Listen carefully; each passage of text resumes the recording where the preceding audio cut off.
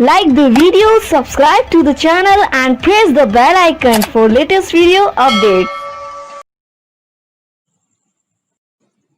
Hello everyone, welcome eight smart learning lectures. आज की video में मैं अनु कुमारी आपके सामने 25 सितंबर 2020 को साइकोलॉजी सब्जेक्ट का जो एग्ज़ाम हुआ था उसमें क्वेश्चंस किस तरह से आए थे, किस यूनिट से क्वेश्चन ज़्यादा आए थे, किस टॉपिक से क्वेश्चन ज़्यादा आए थे, उसके बारे में डिस्कशन, साथ ही हमारा पूरा क्वेश्चन पेपर किस लेवल का था उसके बारे में भी बात करूँगी। सो आइए स्टार्ट करते हैं आज की वीडियो। सबसे पहले बात करते हैं यूनिट 1 की। यूनिट 1 से क्वेश्चन जो थे वो इजी से मॉडरेट टाइप के क्वेश्चन थे। इसमें सबसे पहला क्वेश्चन जो बुद्धिज्म से था वो बुद्धिज्म के थेरवाद से क्वेश्चन था। थेरवाद भिक्षु जो थे वो बौद्ध शिक्षाओं की कुछ प्रस्तुति के आलोचक थे, यानी एक तरह से कहा जाए तो ये बौद्ध धर्म के रूप में मनोवैज्ञानिक और मानवतावादी विचारों दोनों को एक किए थे। ये क्वेश्चन बुद्धिज्म से था। उसके बाद बात करते हैं सूफिज्म की। सूफिज्म से गाइस मैं कहना चाहूंगी कि सूफिज्म जब से हमारे नए सिलेबस में ऐड हुआ है तब से हर बार सूफिज्म से एक क्वेश्चन आता है और अधिकतर क्वेश्चन जो है वो नफ्स, जैसे सूफीवाद में नफ्स का मतलब स्व या अहंकार से जो है उससे क्वेश्चन था। सूफीवाद में क्वेश्चन इस बार भी नफ्स से ही था। नफ्स के जो 7 स्तर हैं जो नफ्स के विकास में सहायक है उनसे क्वेश्चन था कि कौन कौन स्तर जो है वो नफ्स में सम्मिलित है और कौन कौन नहीं है, इसी से क्वेश्चन था। इसके बाद क्वेश्चन अस्तित्ववाद एग्जिस्टियल साइकोलॉजी से था। अस्तित्ववाद जिसको साइकोलॉजी में लाने का श्रेय रोलो में को दिया जाता है।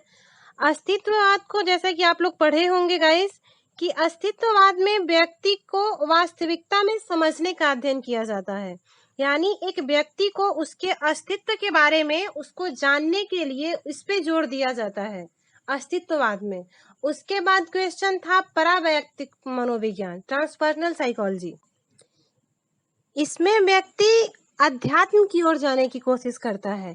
एक तरह से कहा जाए तो अब्राहम मास्लो द्वारा जो व्यक्ति के जीने के लिए जो 5 नीड्स बताई गई हैं उसमें जो 5वां नीड्स है सेल्फ एक्चुअलाइजेशन यानी आत्म सिद्धि की जो आवश्यकता है, उसी का और एक अधिक विकसित और उन्नत रूप है परावैयक्तिक मनोविज्ञान। इससे जो क्वेश्चन था वो मैचिंग टाइप क्वेश्चन था। उसके बाद अब फ्रेंड्स बात करते हैं यूनिट 2 की। Unit 2 research methodology and aesthetics यानी शोध प्रविधि एवं सांख्यिकी से रिलेटेड है। इस यूनिट से भी 3 से 4 क्वेश्चन थे, जिसमें रिसर्च डायमेंशन से एक क्वेश्चन था, ग्राउंडेड थ्योरी से एक क्वेश्चन था जो डायरेक्ट ग्राउंडेड थ्योरी का डेफिनेशन था, एथेनोग्राफी से क्वेश्चन था, पैरामेट्रिक नॉन पैरामेट्रिक टेस्ट से क्वेश्चन था। गाइस मैं यहाँ एक बात और कहना चाहूंगी कि जब से रिसर्च मेथोडोलॉजी को हमारे नए सिलेबस में ऐड किया गया है तब से पैसेज के अलावा भी इससे 3 से 4 क्वेश्चन डायरेक्ट आते हैं। पिछले साल भी आए थे जो मिक्स्ड रिसर्च से और फोकस रिसर्च से था, फोकस्ड ग्रुप रिसर्च से। सो मेरा मानना है कि इस टॉपिक पर भी, इस यूनिट पर भी हमें विशेष ध्यान देने की जरूरत है। अब बात करते हैं यूनिट 3 की। साइकोलॉजिकल टेस्टिंग यानी मनोवैज्ञानिक परीक्षण।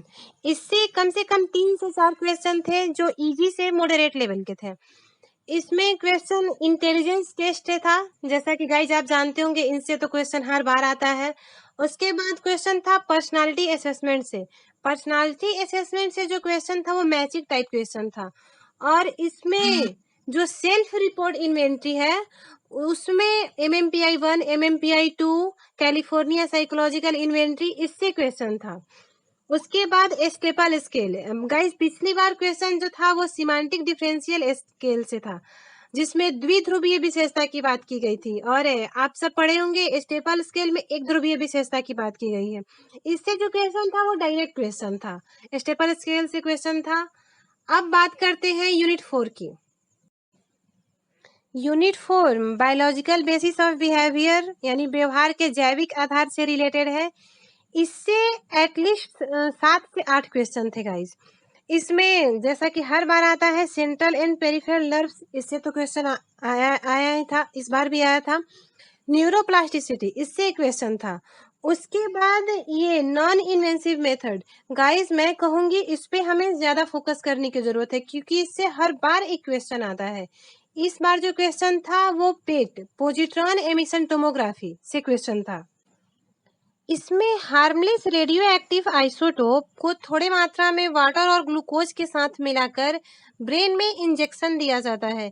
इसमें क्या होता है कि जैसा कि ग्लूकोज है उसको ब्रेन का फ्यूल ईंधन के रूप में माना जाता है, तो इसमें हमारे ब्रेन का जो भी पार्ट है जो ज्यादा एक्टिव होता है वो ग्लूकोज को ज्यादा मात्रा में सोखता है, और इसी के थ्रू ये देखा जाता है कि ब्रेन का कौन सा पार्ट है वो किस काम में ज्यादा इन्वॉल्व है। इसे in vivo functional auto radiography भी कहा जाता है।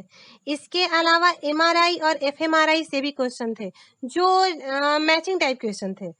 उसके बाद गाइस उसके बाद question hormonal regulation of behaviour से था, यानी हमारे कौन से बिहेवियर पर किस हार्मोन का ज्यादा प्रभाव पड़ता है, किस हार्मोन के ज्यादा या कम मात्रा में स्रावित होने से कौन सा बिहेवियर अफेक्ट होगा, इससे क्वेश्चन था। उसके बाद एंडोक्राइन सिस्टम, जैसा कि गाइस हर बार इससे एक क्वेश्चन आता है, इस बार भी एक क्वेश्चन था। ये बायोलॉजिकल बेसिस ऑफ बिहेवियर, इसमें दो क्वेश्चन थे इससे, हंगर और थ्रस्ट। गाइस आप सब नोटिस किए होंगे हंगर से जो है हर बार एक क्वेश्चन आता है, बट थ्रस्ट से उतना क्वेश्चन नहीं आता है। बहुत पिछले लगभग 2016 में थ्रस्ट एक क्वेश्चन आया था, बट इस बार थ्रस्ट से भी एक क्वेश्चन आया था कि थ्रस्ट के, जैसा कि आप जानते होंगे इसके दो टाइप्स हैं, हाइपोवोलेमिक प्यास और ऑस्मोटिक जिसको प्यास बोलते हैं, इसमें से क्वेश्चन था। तो और इसमें लगभग इससे 7 से 8 क्वेश्चन थे। लेकिन एक बात और है, इससे जो क्वेश्चन थे वो रिपीटेड क्वेश्चन नहीं थे, मतलब और ऐसा नहीं है कि हम लोग जो पहले पढ़े होंगे जैसे उसी से नहीं, इससे हर बार क्वेश्चन कुछ नए आ रहे हैं, जैसा कि मैंने नोटिस किया है। सो गाइस मैं ये कहना चाहूंगी कि इस पे हमारे बुक के अलावा भी किसी और सोर्स से भी इसको पढ़ने की जरूरत है इस टॉपिक में, और इससे कम से कम 7 से 8 क्वेश्चन आते हैं। सो ये टॉपिक इम्पोर्टेंट है, और इससे क्वेश्चन इजी, मॉडरेट और हार्ड तीनों लेवल का था, मैं यही कहना चाहूंगी। हाँ, जो एमआरआई, एफएमआरआई और पेट से जो क्वेश्चन थे वो रिपीटेड क्वेश्चन थे, ये हर बार क्वेश्चन आते हैं, इस बार भी थे। पेट से जो क्वेश्चन है वो लगभग 2017 में आया था इससे क्वेश्चन। अब बात करते हैं यूनिट 5 की। यूनिट 5 जो attention, perception, learning, memory, forgetting, इस सबसे रिलेटेड है। इसमें लगभग हर एक टॉपिक से एक क्वेश्चन आए थे, और इससे जो क्वेश्चन थे वो मॉडरेट से हार्ड लेवल के थे। इसमें अटेंशन से जो क्वेश्चन था, अटेंशन के टाइप से क्वेश्चन था, वो बिल्कुल भी ऐसा नहीं था कि आप डायरेक्ट पढ़ के उसका आंसर कर दें। इससे जो क्वेश्चन था उसको समझने की जरूरत थी, यानी टॉपिक वही था बट क्वेश्चन थोड़ा सा घुमा के दिया हुआ था।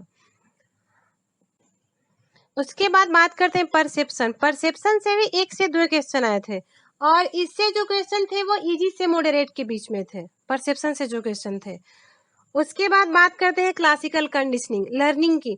लर्निंग के जो दो, ये आप सब पता होगा आप सबको, ये जो दो मेन थ्योरी है, क्लासिकल कंडीशनिंग और ऑपरेंट कंडीशनिंग, इससे क्वेश्चन लगभग हर बार आता है, इस बार भी क्वेश्चन था।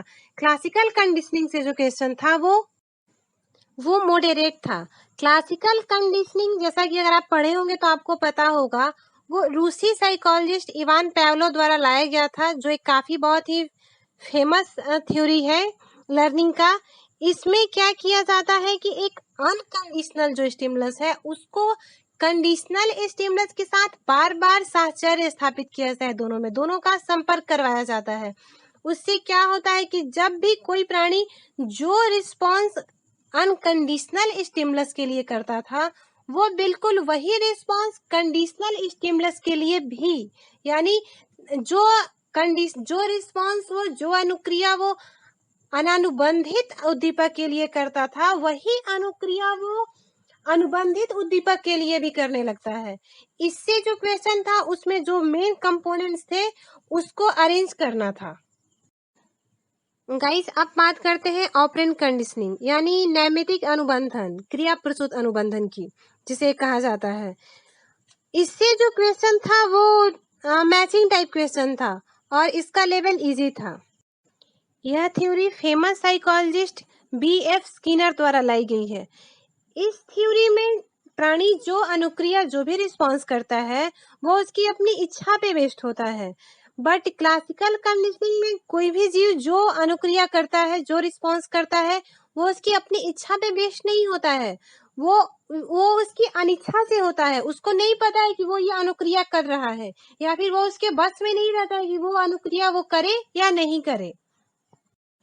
इस थ्योरी में अनुक्रिया करने के बाद जो प्राइज पुरस्कार दिया जाता है, इस थ्योरी के लैंग्वेज में कहें तो जो पुनर्बलन दिया जाता है, उसी का जो शेड्यूल है, रेशियो और इंटरवल, उसी से रिलेटेड क्वेश्चन था और उसी को मैच करना था। इससे क्वेश्चन इजी लेवल का था। उसके बाद बात करते हैं मेमोरी की। मेमोरी के टाइप से क्वेश्चन थे, जैसा कि हर बार आता है, और मेमोरी से एक या दो क्वेश्चन थे। फॉरगेटिंग से भी क्वेश्चन थे, फॉरगेटिंग के थ्योरी से क्वेश्चन थे। उसके बाद एक से दो क्वेश्चन एसर्शन रीजन के भी थे इस यूनिट से। बाकी तो ऐसा लगभग देखा जाए तो 10 से 11 क्वेश्चन थे जो एसर्शन रीजन के थे पूरे पेपर में। गाइस मैं कहना यही चाहूंगी कि इस बार का जो क्वेश्चन पेपर था वो मॉडरेट से हार्ड लेवल के बीच में था। लगभग 10 से 12 क्वेश्चन थे जो इजी थे, लेकिन बाकी क्वेश्चन मॉडरेट से हार्ड लेवल के थे, और लगभग 3 से 5 क्वेश्चन थे जो प्रीवियस ईयर के रिपीटेड क्वेश्चन थे। और इस बार जो, जैसे कि हमने बताया कि जो पर्सनालिटी असेसमेंट से क्वेश्चन आया था वो क्वेश्चन 2016 में आया हुआ था। मेरे कहने का मतलब यही है कि ऐसा नहीं है कि 2020 में हम लोग एग्जाम देना था तो 2017 या 18 से ही सिर्फ क्वेश्चन आ सकते हैं। नहीं, क्वेश्चन इस बार 2016 का जून में जो एग्जाम हुआ था मैंने यूनिट 1 से यूनिट 5 तक के क्वेश्चन के बारे में डिस्कस किया, उनके लेवल के बारे में डिस्कस किया। अपनी अगली वीडियो में मैं यूनिट 6 से यूनिट 10 तक के क्वेश्चन के बारे में डिस्कशन करूंगी, उनके लेवल के बारे में एनालिसिस करूंगी। Thank you for